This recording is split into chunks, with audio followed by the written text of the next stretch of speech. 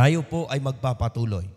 Kunting review doon po sa The Exodus at sa kayong atin pong The Connection of Power na ito ay napakahalaga sa atin pong pamumuhay, sa atin pong paglilingkod, sa atin pong buhay na Diyos. Na sa bawat pahina ng atin pong banal na kasulatan ay naroon ang larawan ng atin pong Panginoon. Medyo mahaba man ito ang ating talakayan, mga kapatid. Sundan lamang po ninyo ito sapagkat ito po ay halos doon magtatapos sa aklat po ng Easter. Subalit pagkatapos po ng aklat ng Easter na pinatunayan ng atin pong Panginoon at ng kasaysayan na naroon siya sa bawat kasaysayan na yan, ay itutuloy po yan hanggang sa panahon ni Job. Napakahaba po niyan, mga kapatid. So atin lamang po itong sundan doon po sa aming mga kaibigan na medyo late, doon po sa atin pong live, ay bisitahin niyo po ang ating YouTube channel. Nandoon po lahat yan at detalyado at nandoon lahat ang atin pong mapapakinggan. Tuloy po tayo. Kahapon po ng hapon ay atin pong tinalakay ang mayroon pong kinalaman sa atin pong Panginoon na kung saan naroon siya sa kasaysayan po ng Exodus. Lalo tigit sa panahon po nila ni Moses. Atin pong pakatandaan, mga kapatid, na bago sila inilabas sa bayan po ng Ehipto, ay mayroon pong mga karanasan, mga mirakulo, na ito po ay mga kababalaghan na nangyari sa kanila pong buhay. At atin pong isa-isip palagi na ang atin pong Panginoong Hesus, nung siya po ay ipinanganak, ay isang kababalaghan ang nangyari sa kanya pong buhay. Okay, konting review lang tayo. Ang atin pong Panginoong Hesus sa kanya pong kapanganakan, ayon sa pamamahala sa ilalim ni Herodes, lahat ng mga kalalakihang bata, 2 taon pababa, ay pinapatay. Kaya si Jesus Christ, ang atin pong Panginoon, itinakas ng kanyang magulang ni Maria ni Jose sa lugar po ng Ehipto. Si Moses ay pinapatay sa panahon ng mga paraon ang 2 taon pababa. Sa buhay po ni Moses yan. At ipinadala, ipinaanod ng kanyang magulang itong si Moses, kaya doon siya dinala sa Ehipto. Kaya yung pong mga kwento na yan, kapatid, magkarugtong po yan. Kasi ang sentro ng atin pong pinag-aralan, ang atin pong Panginoon. Kaya dito po sa kasaysayan na ito, sa The Exodus, marami po tayong mararanasan dito na mga kunting bagay na atin pong malalaman na ito pala ang sikrito ng kasaysayan na ito. Bago sila iniahon ng Diyos sa pamamagitan ni Moses, si Moses po ay kinuha sa tubig, alam natin yan. At ang meaning ng kanyang pangalan ay dahil kinuha siya mula doon sa tubig, ay Moses. Kaya kung makarinig kayo ng pangalang Moses, ang ibig sabihin po yan ay katubigan o hinango mula sa tubig. Ang ministry ni Moses, nung siya'y kinuha ng Egyptian doon po sa tubig, sa pamamagitan ng anak ni Paraon, ay nag-uumpisa ang pag-asa ng Israel na sila'y maiahon doon sa bayan ng Ehipto. Ang ating Panginoong Hesus, nung siya'y binautismuhan ni Juan Bautista, nagsimula ang kanyang ministry para iahon ang bayan ng Diyos na nabulid sa kasalanan. Ang ganda nung, kapatid? Ang ganda nung kanilang kwento kasi kung ang ating Panginoong Hesus binautismuhan para magsimula siya ng kanyang ministeryo bilang pinahiran, ang atin pong tagapaglingkod na si Moses, siya naman ay ipinadala upang maumpisahan ang tagapagtanggol at paglabas ng bayan ng Israel sa bayan ng Ehipto. So ganyan lang po siya kaganda ang atin pong tinutuklas.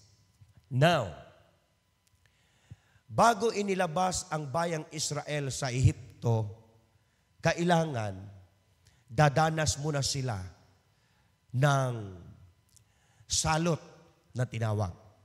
10 ho yan. Napakarami. Hindi natin isa-isahin yan. Ang atin lang i-highlights dito, yung hindi pumayag si Ramses na ilabas ang bayan ng Ehipto. Kaya ang sabi ng atin pong Panginoon ay lahat ng panganay, mahayop man yan o tao man yan, basta lahat ng panganay ay mamamatay. Yan po ay sumpa ng Diyos sa bansang Ehipto sapagkat ayaw paalisin ang bayan ng Diyos para maiahon sa lugar ng makasalanan. So ang ginawa po ng Diyos, ito ang instruction. Yung Passover, yung lahat ng pinto o tahanan ng pamilya ng Israel na nandyan sa loob ng Ehipto, kailangan malagyan ng dugo yung kanilang pintuan o yung kanilang bintana para ang sumpa ay lalagpas lamang doon sa mga anak ng Israel. Kahit ang mga pamilya ng Egyptian, kung sila'y sumunod doon sa instruction na yon, tiyak hindi mamamatay ang kanilang mga panganay na mga anak. Yun po ang instruction. Passover. Ibig sabihin, lalagpasan ng sumpa ang iyong tahanan kung ikaw ay mayroong dugo na inilagay doon sa pintuan o sa bintana ng iyong tahanan o tahanan ng mga pamilya ng Israel. So yung instruction na yun, kapatid, maganda yun kasi buhay ang nakataya doon. Pero yung instruction ng Diyos na magbigay at maglagay ng dugo sa mga pintuan para lalagpasan ng sumpa ang inyong tahanan at hindi mamamatay ang mga panganay na anak, mayroong ibinuhis na buhay. Ang buhay ay kailangang maligtas, pero kailangan mayroong ibubuhis na buhay para sa dugo na siyang magbibigay ng overpass o kaligtasan ng mga anak ni Israel. Ano ang buhay na naibuhis dito sa Passover na tinatawag? Mga kapatid, kailangan silang magpatay ng tupa. Yung tupa na yon, kailangan nilang patayin yon at yung laman ng tupa ay kakainin nila yon. Yung dugo, yun yung ilalagay doon sa mga pintuan, ipapahid yon para pagdating ng anghel na siyang papatay sa lahat ng mga panganay, kahit anuman yan, lalagpasan lang nila yung pamilya na yon, yung pinto na yon, sapagkat mayroong palatandaan na may dugo ng kordero o may dugo ng tupa na hindi kasama yan sa papatayin ng sumpa ng salot ng Panginoon sapagkat sila'y sumunod.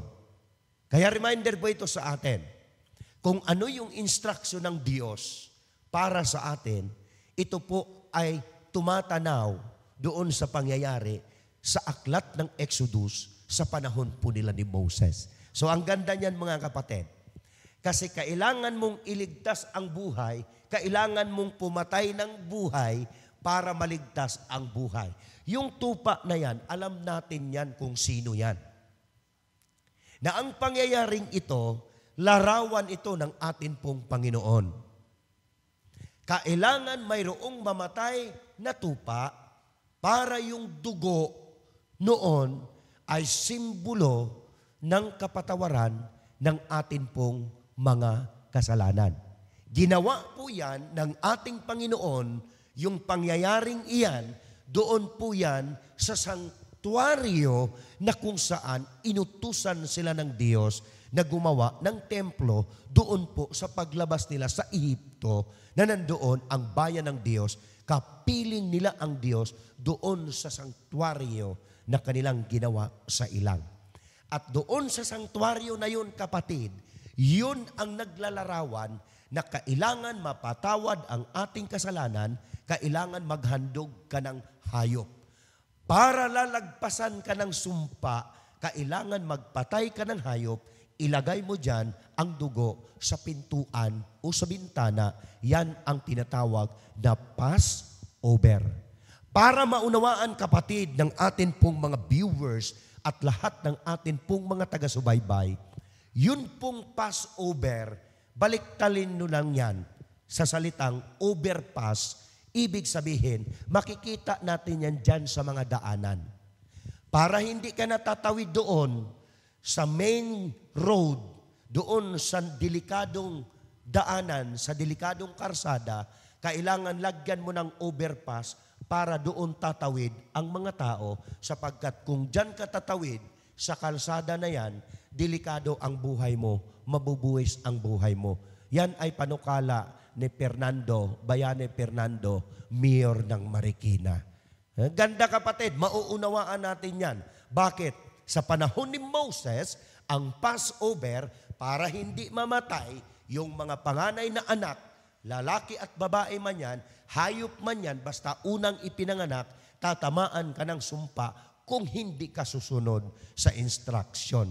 Yun ang kapanahunan ng Exodus. Now, nagtuturo ang tupa na mayroong mamatay na Kristo sa ating lahat para tayo ay malagpasan ng tinatawag na kamatayan. Mayroon pong mga insultador dyan. Kung pinatawad at namatay ang ating Panginoong Hesus sa ating kasalanan, bakit tayo ay namamatay pa?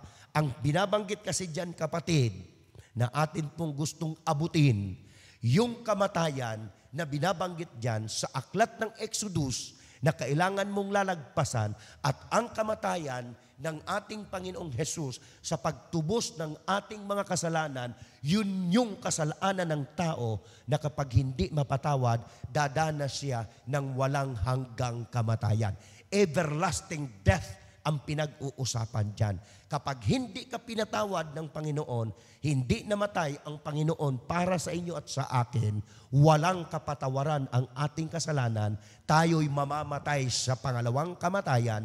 Ito yung tinatawag na hindi ka na mabubuhay na maguli. Walang hanggang kamatayan ang issue na pinag-uusapan dyan. Sa atin, kasalukuyan, mamamatay tayo. Siyempre, ang kabayaran ng kasalanan, Roma 3:23, ang kabayaran ng kasalanan ay kamatayan. Ngunit ang biyaya at pagpapala ng Panginoon, ito yung buhay na walang hanggan, na ito ay nandoon kay Kristo. Kaya ang aklat ng Exodus, ang kasaysayan ni Moses, ito po ay nagtuturo sa atin pong Panginoong Jesus. Now, dito tayo, kapatid. Ang pagbabago na ginawa ni Moses, nung sila'y lumabas na sa bayan ng Ehipto, habang hindi pa sila nakatawid doon sa Red Sea, hindi pa hinati ng Panginoon ang karagatang yaon, hindi pa sila totally nakalaya sa kamatayan. Hindi pa sila totally nakalagpas doon sa isang pagsubok, sapagkat habang hindi sila tumatawid doon sa Red Sea, sapagkat yun ay napakalawak na tawiran, ang kalaban nila na ang taga-Ehipto ay patuloy na sumusunod sa kanila. So ang nature, ginamit ng Panginoon yan. Ang pagbabago ng kapaligiran, ginamit ng Panginoon yan. Anong pagbabago, kapatid? Ang ginawa ng Diyos, hinati ang karagatan, pinatawid ang kanyang bayan, at nung sumunod ang mga kalaban, ang mga taga-Egyptian, nung sumunod doon sa daanan ng mga Israel, ibinalik ng Diyos ang karagatan, patay ang mga kalaban ng Israelita. Sino ang gumanti, kapatid? Sino ang gumanti sa kalaban ng bayan ng Diyos? Ang Diyos. Sino ang naglabas doon sa lupa ng Ehipto? Ang Diyos. Ginamit lang si Moses, ngunit ang highlights ay ang ating Panginoong Diyos. Kaya dito po natin mapapansin ang pagbabago ng nature, pagbabago ng itsura ng karagatan. Makikita natin na bago ka iligtas ng Panginoon doon sa lupa na kanyang ipinangako, kailangan makikita niya ang pagbabago ng ating mga buhay. Gets niyo po, mga kapatid?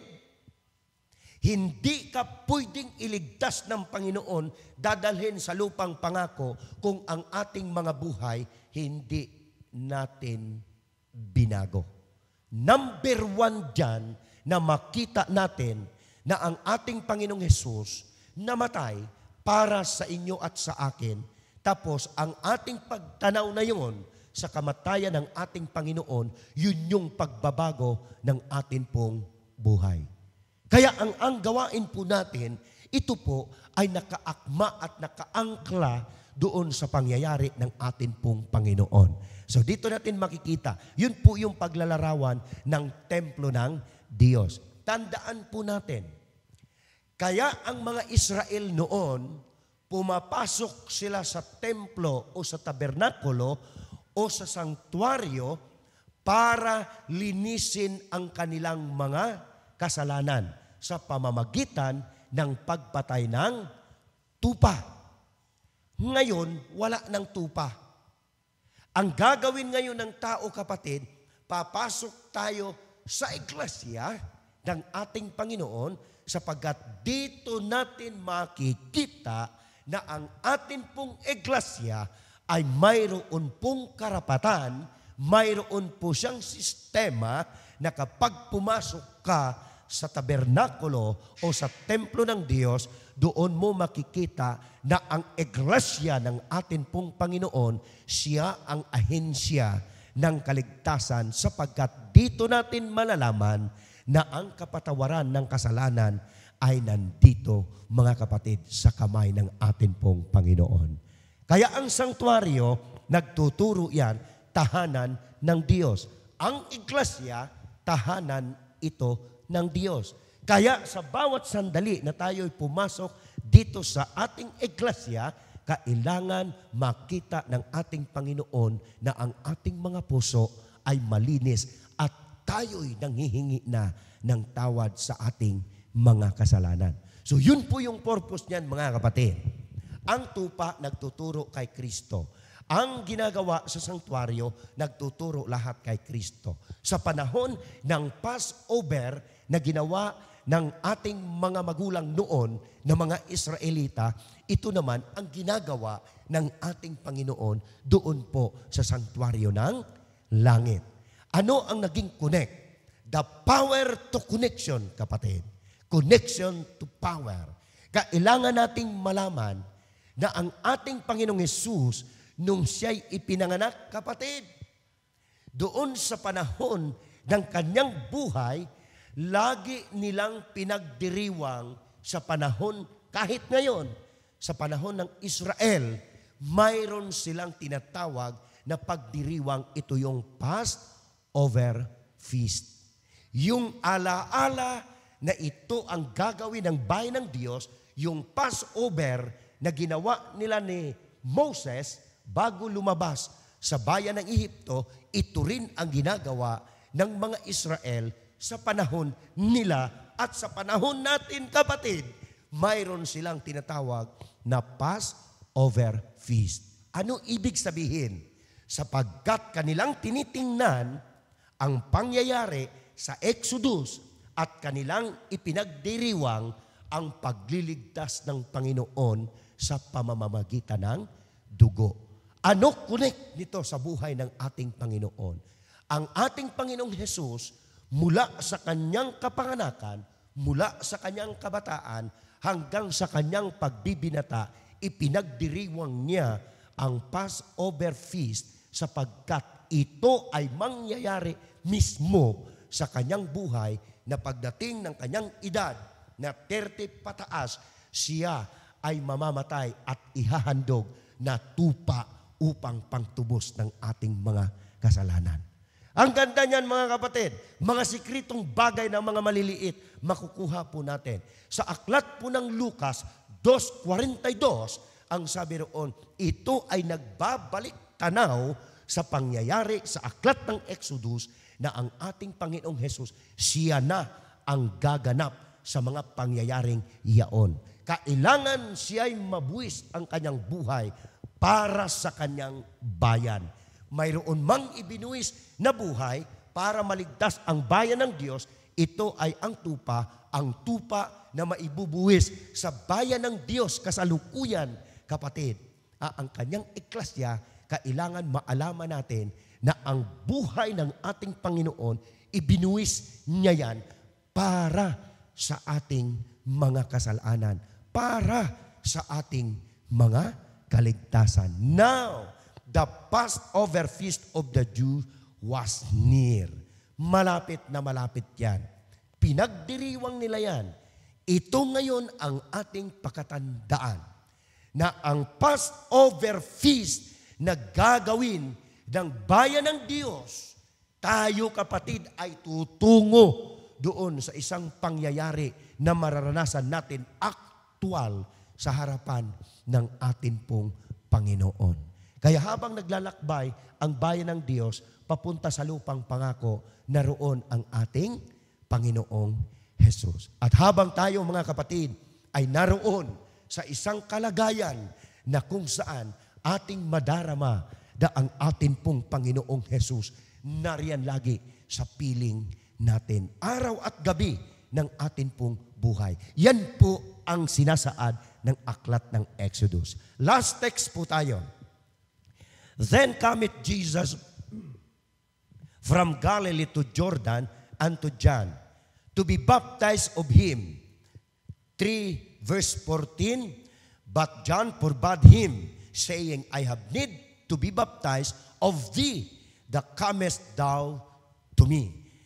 3:15, and Jesus answering said unto him, suffer it to be so now, for thus it becometh us to fulfill all righteousness. Then he suffered him.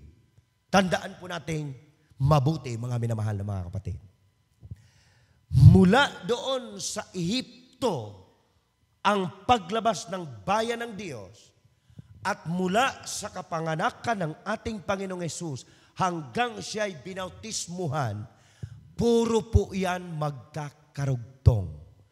Mula sa pagkaalipin ng bayan ng Israel sa Ehipto, ito po ay 400 years. At bago lumabas si Juan at binautismuhan ang ating Panginoong Hesus, ito po ay 400 years. Tugmang-tugma, tapat na tapat yan, sapagkat ang kasaysayan ng Exodus, kasaysayan po yan ng ating Panginoong Hesus. Nung siya'y binautismuhan ni Juan Bautista, nagsimula na ang katuwiran, ang kanyang ministeryo sa loob ng 3 taon, mga kapatid, nagampanan ng ating Panginoon ang kanyang ministry bago siya nabayubay sa krus. Ang ating mga magulang, bago sila tatawid sa ilog ng Jordan, tandaan natin, bago sila tatawid sa ilog ng Jordan para mapuntahan ang isang bayan na ito ay ang bayan ng Jericho, tandaan po natin mga minamahal na mga kapatid, mayroon silang ginagawa bago sila lulusong doon sa tubig ng Jordan. Ano yun? Yun ang atin pong tandaan. Yan po ang ating sundan. Kung ano ang ginawa ni Juan Bautista sa pagbautismo kay Jesus Christ, ganyan din ang ginawa ng bayan ng Diyos nung sila ay tatawid sa ilog ng Jordan upang doon magsisisi sila sa kanilang mga kasalanan. Ang ganda kapatid, bago sila lulusong doon at sasakupin nila ang Jericho, kailangan nilang maglinis ng kanilang kasalanan. Bago umahon ang ating Panginoong Hesus sa kanyang ministry upang dalhin sa buong sanglibutan, sa pag-ahon niya, kailangan siyang bautismuhan ni Juan Bautista sa ilog ng Jordan. So hanggang dyan lang po tayo mga kapatid. Ang series number 20, mamayang hapon, malalaman nating mabuti ang gawain na ito ay gawain ng atin pong Panginoon. At malalaman po nating mabuti kung ano ang obligasyon ng ating eklasya habang naghahantay tayo at naglalakad tayo patungo sa makalangit na Kanaan. So ito po ang ating dalangin sa pangalan ng atin pong Panginoong Hesus.